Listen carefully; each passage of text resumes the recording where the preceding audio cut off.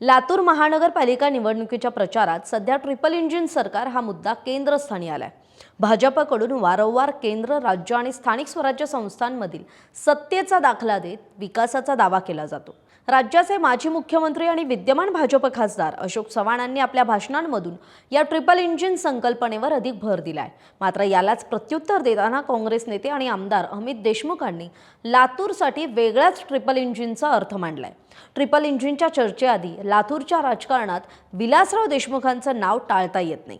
प्रचारादरम्यान भाजप प्रदेशाध्यक्ष रवींद्र चव्हाण यांनी विलासराव देशमुखांचं नाव पुसलं जाऊ शकतं अशा आशयाचं एक वक्तव्य केलं।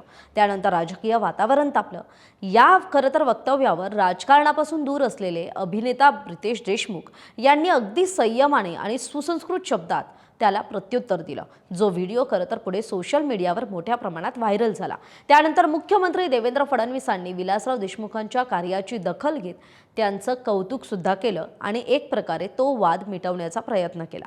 दरम्यान काँग्रेस आमदार अमित देशमुखांनी भाजपच्या ट्रिपल इंजिन संकल्पनेला थेट आव्हान दिलंय। आमदार, लातूरचे खासदार आणि येणारे काँग्रेसचे नगरसेवक हेच लातूरचं खरं ट्रिपल इंजिन असल्याचं त्यांनी म्हटलंय। नगरसेवक, आमदार आणि खासदार या तिन्ही पातळ्यांवर काँग्रेसचं प्रतिनिधित्व असेल तर शहराच्या विकासासाठी निधीची कमतरता भासणार नाही असा दावा त्यांनी केला।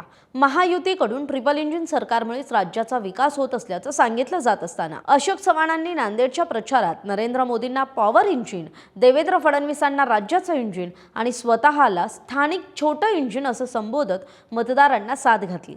लातूर महानगरपालिका निवडणुकीत काँग्रेस आणि वंचित बहुजन आघाडी हे एकत्र लढतायत आणि या आघाडीची संपूर्ण जबाबदारी ही खरंतर आमदार अमित देशमुखांच्या खांद्यावर आहे। दुसरीकडे सत्ताधारी पक्षातले म्हणजे महायुतीतले भाजप आणि राष्ट्रवादी काँग्रेस पक्ष हे लातूरमध्ये वेगवेगळे लढत असले तरी मतविभाजनासाठी ही त्यांची रणनीती असल्याचा आरोप काँग्रेसकडून केला जातोय। लातूरचे मतदार हे सुजाण आहेत आणि त्यांची ही खेळी यशस्वी होऊ देणार नाहीत असा विश्वास सुद्धा अमित देशमुखांनी व्यक्त केला। लातूर शहराचा आत्मा हा सर्व धर्म समभावाचा आहे। शांतता आणि विकास हीच इथली ओळख असल्याचं सांगत शिवराज पाटील चाकूरकर, विलासराव देशमुख आणि स्वतःच्या कार्यकाळातील परंपरा पुढे नेण्याचं आवाहन अमित देशमुखांनी केलं। आता खरा प्रश्न हा आहे की लातूरकर कोणत्या ट्रिपल इंजिनवर विश्वास टाकतात हे तर निकालातूनच स्पष्ट होणार आहे। तरी आपल्याला याविषयी काय वाटतंय? आपली मतं कमेंट करून जरूर कळवा। धन्यवाद।